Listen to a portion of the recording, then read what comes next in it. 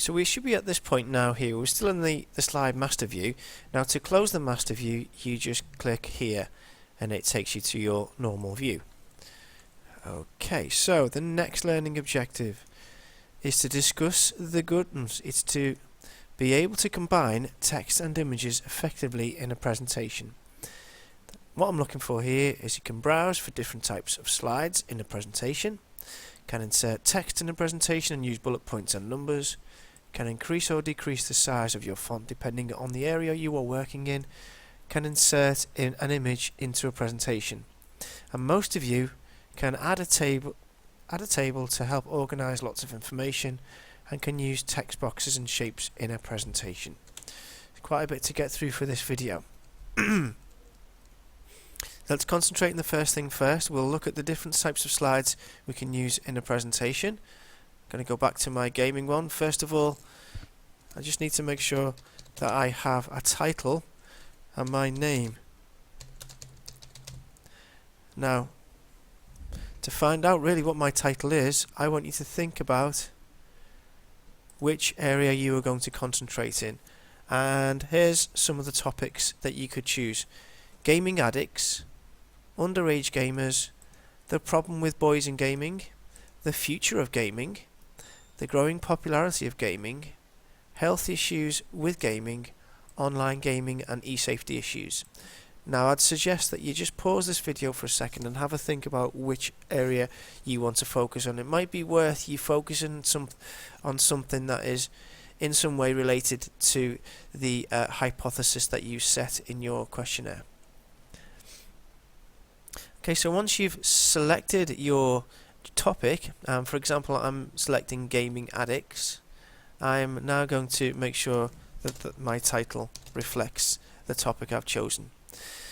Okay, so after that we've got our title slide, and we need to insert a new slide. Now if you just pull down this arrow here, you can see there are different types of title of slides, and it depends on the look that you want. I mean, with this one here, this is the most common one here. It has a sort of heading area and a large area for the main body of your content. But you could also have this side here, to content, or a comparison of two different types, and so there are lots of different ones that you could select. So I'm just going to for now select that one.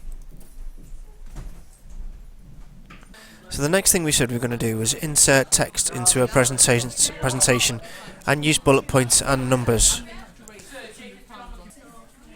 Okay, so let's go back to our presentation, and I'm going to click here to enter a title for this particular slide. This isn't for you to copy, this is just ideas I have for my own presentation. I'm just going to put in here slide 1. Obviously you're going to need to think of a title depending on what your presentation is about. Okay, so the first thing we're going to do here is look, it says click to add text here. Now that might be the heading, that might be a heading, so I'm going to type in point 1. Now if I wanted to change the size of that font there, then I could do there. But remember that we've already set up some rules in our master slide. Now underneath, if I was to tap down, I could make another bullet point there.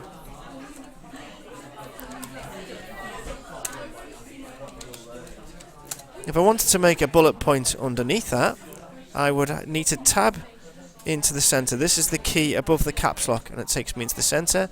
It makes a smaller bullet point, and it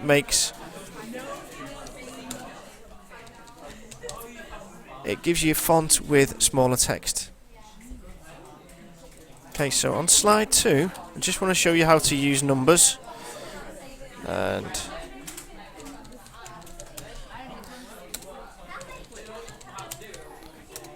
number 3. I'm just going to do this for now, just to demonstrate something to you.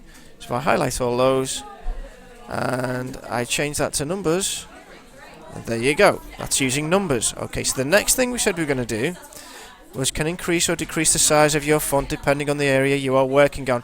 And we've talked about that. We talked about the fact that our main bullet points are larger than our smaller bullet points, and we've also talked about the fact that we could change the font size there.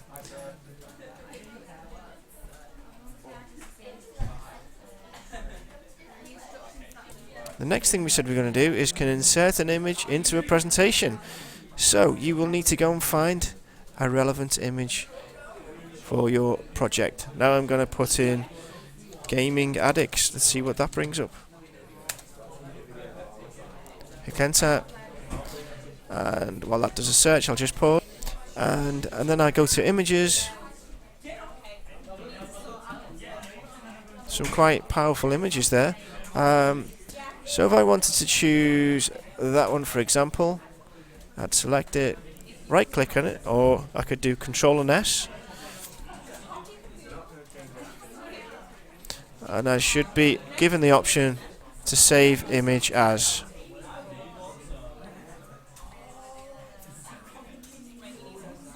I don't want the web page. I'm going to right click and do save image as. Let it save to my downloads area.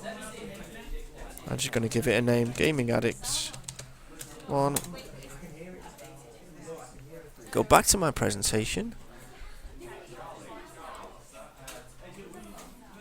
and then I go to Insert, Picture, and then navigate to my downloads area. So not the libraries and pictures that it's currently going to, but my downloads area, which is in, let's have a look where that is.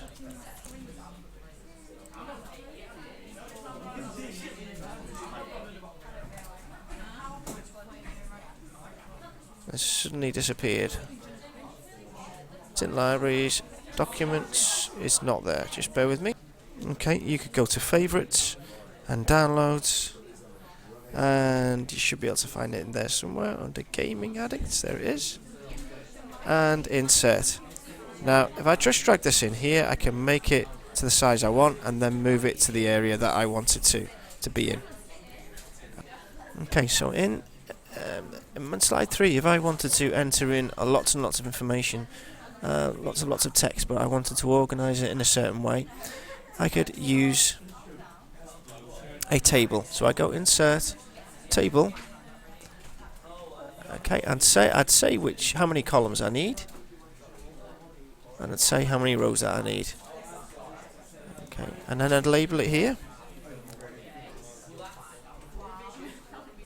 and it might allow me to show something in my database you can easily compare with this table here. The difference between boys and girls and the hours that they play per day. So it's important that you label it correctly, and you might want to just put a little text box in here as well, just to say what that is. Comparing boys and girls playing time. Okay, so that's a text box. It's another thing we said we were going to do. And we could also add in an arrow. There are other types of drawings that you could use here. It's different styles, and it's worth having a play with that as well. Some basic shapes that you could use also. Okay, so that completes our learning objectives, and it completes what I'm looking for. We've now been able to use text boxes and shapes in a presentation also.